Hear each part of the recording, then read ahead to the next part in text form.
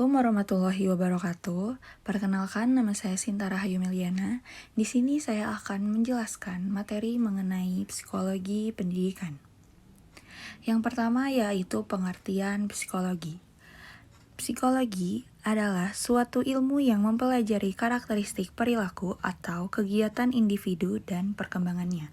Sedangkan pengertian pendidikan adalah proses perubahan sikap dan tata laku seseorang atau sekelompok orang dalam usaha mendewasakan manusia melalui upaya pengajaran dan pelatihan, proses, cara, dan perbuatan mendidik. Jadi, psikologi pendidikan adalah ilmu yang mempelajari tentang perilaku dan proses mental organisme dalam setting pendidikan. Selanjutnya yaitu inti psikologi pendidikan. Yang pertama ada proses perkembangan siswa, yang kedua ada cara belajar siswa, yang ketiga ada cara menghubungkan antara mengajar dan belajar, dan yang terakhir adalah pengambilan keputusan untuk pengelolaan PMB atau proses mengajar belajar. Selanjutnya di sini ada konsep dasar psikologi pendidikan. Konsep dasar psikologi dalam pendidikan pada umumnya merupakan subdisiplin psikologi yang menyelidiki masalah-masalah psikologi dalam pendidikan yang kemudian dirumuskan dalam bentuk konsep, teori dan metode sebagai solusi dari masalah-masalah tersebut. Psikologi pendidikan juga menjelaskan karakteristik atau pola pembelajaran yang disesuaikan berdasarkan usia atau perkembangan kognitifnya. Jika usia peserta didik masih 5 tahun, maka metode pembelajarannya belajar sambil bermain. Begitu juga jika sudah usia remaja, maka dapat diterapkan metode diskusi kelompok. Sehingga dengan mempelajari psikologi pendidikan, pendidik akan menyadari dan memahami bahwa peran ia sesungguhnya adalah membuat peserta didik mau dan tahu bagaimana cara belajar. Selanjutnya di sini ada teori psikologi pendidikan. Yang pertama ada teori behavioristik. Teori ini berpandangan bahwa belajar terjadi karena operant conditioning, yaitu jika seseorang belajar dengan baik maka ia akan mendapatkan hadiah dan hal itu akan meningkatkan kualitas belajarnya. Yang kedua ada teori kognitif. Teori kognitif adalah teori yang umumnya dikaitkan dengan proses belajar. Kognisi adalah kemampuan psikis atau mental manusia yang berupa mengamati, melihat, menyangka, memperhatikan, menduga, dan menilai. Selanjutnya, 3. Teori humanisme. Teori ini menjelaskan bahwa seseorang dapat memilih apa yang ingin dipelajari, mengusahakan dan menilai proses pembelajarannya sendiri, sehingga diperlukan motivasi dari peserta didik itu sendiri. Dan yang terakhir, 4. Teori konstruktivisme, bahwa setiap orang pada dasarnya sudah memiliki pengetahuan atau bekal awal tentang sesuatu yang akan dipelajari. Intinya adalah bagaimana mengembangkan atau membangun pengetahuan yang sudah dimiliki tersebut menjadi sebuah pengetahuan baru dan utuh. Sekian. Jelaskan tentang psikologi kepribadian. Psikologi kepribadian adalah salah satu cabang-cabang psikologi. Sesuai dengan namanya, psikologi kepribadian yang mempelajari kepribadian individu dengan menggunakan berbagai cara dan pendekatan. Pengertian berdasarkan ahli. Berikut beberapa pengertian berdasarkan ahli, yaitu menurut Strand merupakan kehidupan dari individu secara keseluruhan yang dapat dilihat dari usai mencapai tujuan unik, kemampuan mendapatkan pengalaman, kemampuan bertahan hidup, serta membuka diri. Sedangkan menurut Lindsay dan Hall merupakan sekumpulan konsep yang membahas terkait tingkah laku manusia dan saling berkaitan satu sama lain. Berikut teori psikologi kepribadian, yaitu ada teori psikodinamika, yaitu didasarkan dari suatu keyakinan bahwa dalam diri individu terdapat energi psikis yang dinamis. Yang kedua ada teori belajar sosial, yaitu mendasarkan pada pengaruh lingkungan pada perilaku individu dan berpandangan bahwa perilaku manusia adalah hasil interaksi pribadi dengan lingkungan secara terus-menerus, di mana variabel individu dan lingkungan saling memberi pengaruh. Yang ketiga ada teori behavioristik, yaitu segala tingkah laku manusia didapatkan dari proses belajar yang berasal dari lingkungan. Dan yang terakhir ada teori humanistik, yaitu bahwa individu mempunyai kebebasan dalam memilih tindakan atau menentukan sendiri nasibnya sebagai perwujudan dari keberadaannya.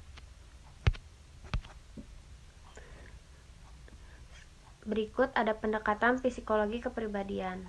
Pendekatan tipologikal merupakan suatu keilmuan untuk menggolongkan manusia berdasarkan tipe tertentu dengan melihat faktor tertentu seperti nilai budaya, karakteristik psikis, atau karakter fisik. Berikut beberapa pendekatan tipologikal. Yang pertama ada tipologi fisik, yang kedua ada tipologi konstitusi, yang ketiga ada tipologi temperamen. Berikut merupakan pendekatan trait, merupakan karakteristik dari individu bersifat relatif, menetap atau konsisten. Berikut beberapa pendekatan trait. Yang pertama ada teori kepribadian Ludwig Klages, yang kedua ada teori psikoanalisis Sigmund Freud, yang ketiga ada teori psikologi analitis Carl Gustav Jung, yang keempat ada teori psikologi individual Adler, yang kelima teori psikologi medan Kurt Lewin, yang keenam teori faktor H.J. Eysenck, yang ketujuh ada teori biososial Gordon Murphy. Berikut jenis psikologi kepribadian yang berdasarkan metode yang digunakan dalam penyusun teori. Yang pertama, ada teori yang disusun atas pemikiran spekulatif. Yang kedua, ada teori yang disusun atas data hasil penyelidikan empiris. Berikut berdasarkan komponen kepribadian yang digunakan. Yang pertama, ada teori konstitusional. Yang kedua, ada teori temperamen. Yang ketiga ada teori ketidaksadaran, yang keempat ada teori faktor, dan yang terakhir kelima ada teori kebudayaan. Berikut berdasarkan pendekatan, yaitu teori dengan pendekatan tipologi dan pendekatan kesifatan. Perkenalkan, nama saya Muhammad Farhan dari Prodi Pendidikan Bahasa dan Sastra Indonesia. Saya akan menjelaskan tentang kecakapan.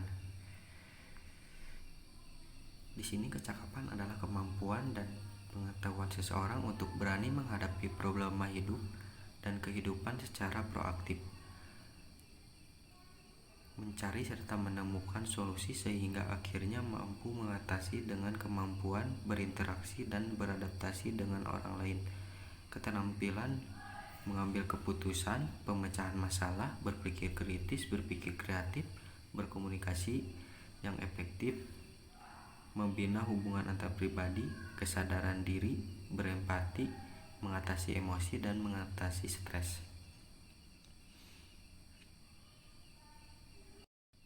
Di sini kecakapan dibagi menjadi dua. Yang pertama ada kecakapan potensial, yang kedua ada kecakapan nyata. Kecakapan potensial adalah kecakapan yang segera dapat didemonstrasikan pada setiap saat karena merupakan hasil belajar yang telah dijalaninya atau prestasi belajar. Yang kedua ada kecakapan nyata, yaitu kecakapan yang masih terpendam dalam diri seseorang yang bersifat talent diperoleh melalui keturunan atau pembawaan yang meliputi abilitas dasar hukum, general intelijensi, dan abilitas dasar khusus dalam bidang tertentu, bakat, talent, aptitude. Kedua macam kecakapan potensi ini dapat dideteksi dengan cara mengidentifikasi perilakunya. Selanjutnya ada 9 kecerdasan manusia. Yang pertama, kecerdasan linguistik ditunjukkan dengan kemampuan menggunakan kata-kata dengan efektif dan menguasai bahasa baik secara lisan maupun tulisan. Yang kedua ada kecerdasan logika atau matematika. Kecerdasan tersebut merupakan keterampilan berhitung, berpikir logis, serta pemecahan masalah matematika. Yang ketiga ada kecerdasan kinestetik, berkaitan dengan aktivitas fisik seperti penguasaan gerakan, olahraga, dan menari. Kecerdasan spesial yang keempat, kemampuan menerjemahkan pikiran atau imajinasi ke dalam bentuk visual serta mempunyai daya imajinasi secara tepat. Yang kelima ada kecerdasan musikal, kepekaan terhadap nada, irama, ritme musik, termasuk kemampuan bernyanyi, bersenandung, atau berekspresi menggunakan alat musik. Yang keenam ada kecerdasan eksistensial. Kecerdasan tersebut merupakan keingintahuan tinggi tentang arti kehidupan, kematian, atau realitas hidup. Yang ketujuh ada kecerdasan naturalis, kemampuan mengenali alam sekitar dan peduli dengan sesama makhluk hidup. Yang kedelapan ada kecerdasan interpersonal. Kecerdasan interpersonal adalah kemampuan berkomunikasi secara efektif dengan orang lain, ditandai dengan kemampuan beradaptasi, bekerja sama, berelasi dengan lingkungan, teman sebaya, dan orang di sekitarnya.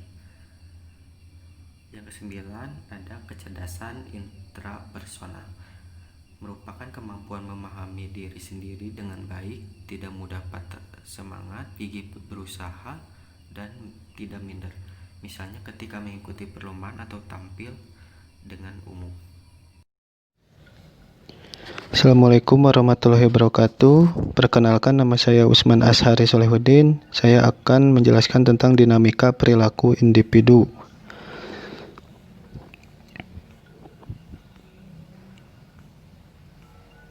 Ada interaksi individu dengan lingkungan, diantaranya ada yang menerima lingkungan, ada juga yang menolak lingkungan. Di sini menerima lingkungan itu di mana interaksi individu dengan lingkungan itu bisa menerima dari lingkungan itu sendiri, sedangkan menolak lingkungan yaitu interaksi individu dengan lingkungan yang menolak interaksi dengan lingkungan itu sendiri.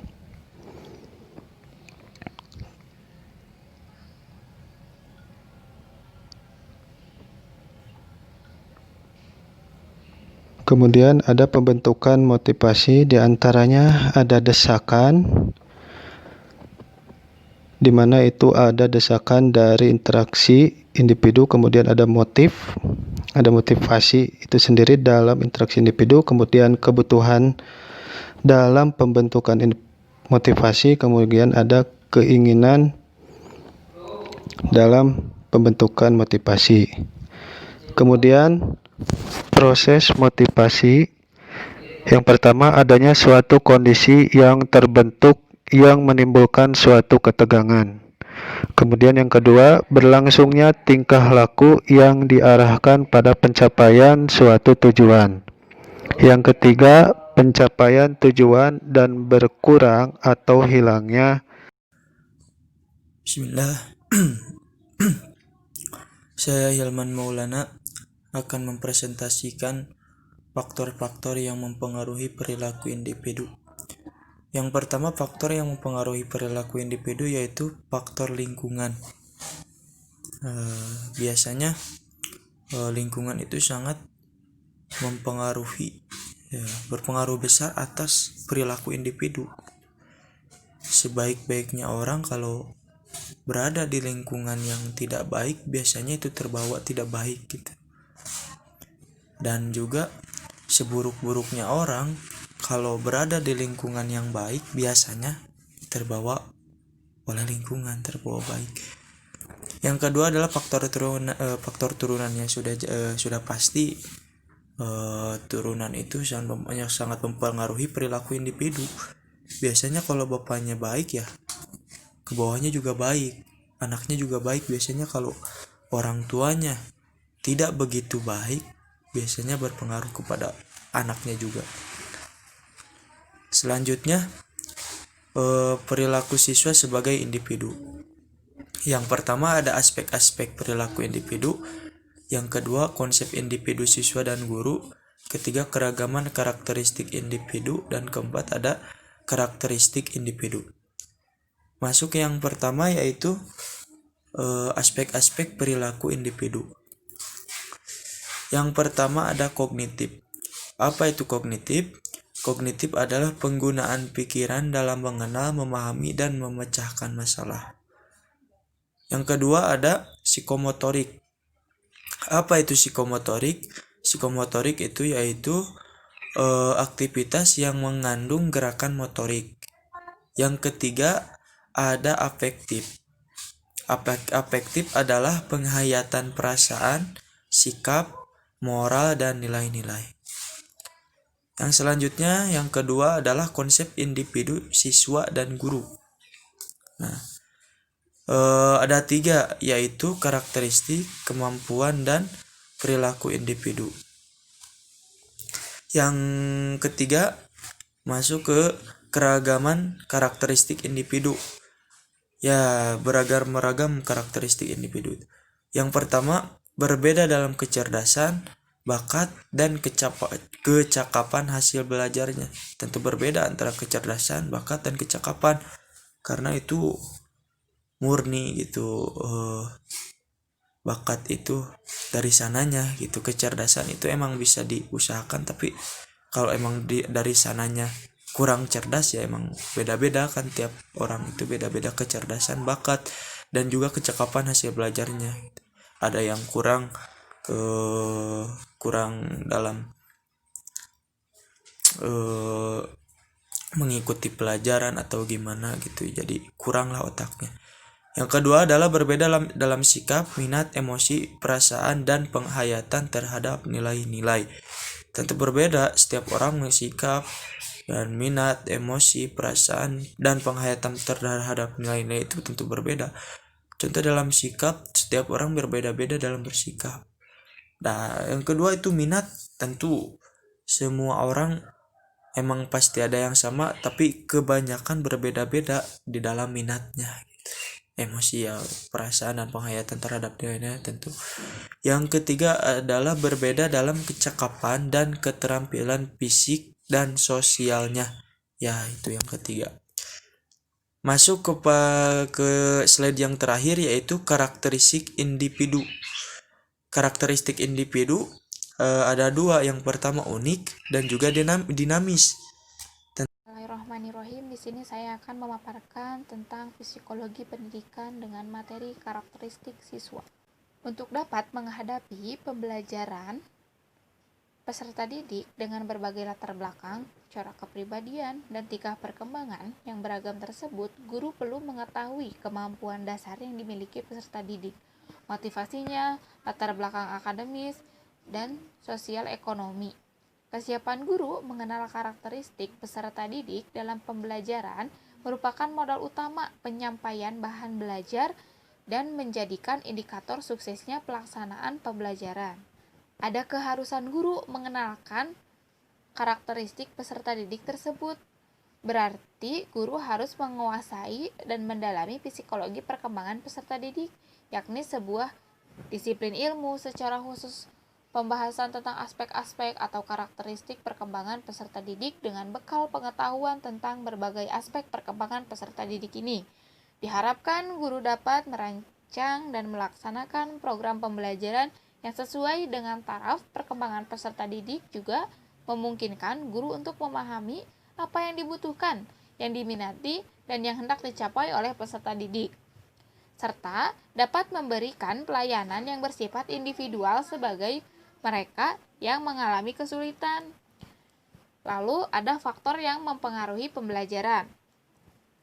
Situasi belajar sangat mempengaruhi terhadap proses pembelajaran. Situasi seperti tempat dan suasana sangat mempengaruhi keberhasilan mengajar seorang instruktur. Kondisi ruang laboratorium, ruang perpustakaan merupakan fasilitas yang membantu mempengaruhi kualitas belajar mengajar. Kondisi ruang dari kebersihan, sirkulasi udara, kapasitas ruang yang memadai, kondisi bangku dan tempat duduk, penerangan, kondisi tenang dibutuhkan akan membangkitkan minat belajar peserta dan juga semangat mengajar instruktur. Sikap guru, semangat kelas, sikap keluarga dan masyarakat juga merupakan faktor yang mempengaruhi situasi belajar dan pada akhirnya mempengaruhi kualitas proses dan hasil pembelajaran.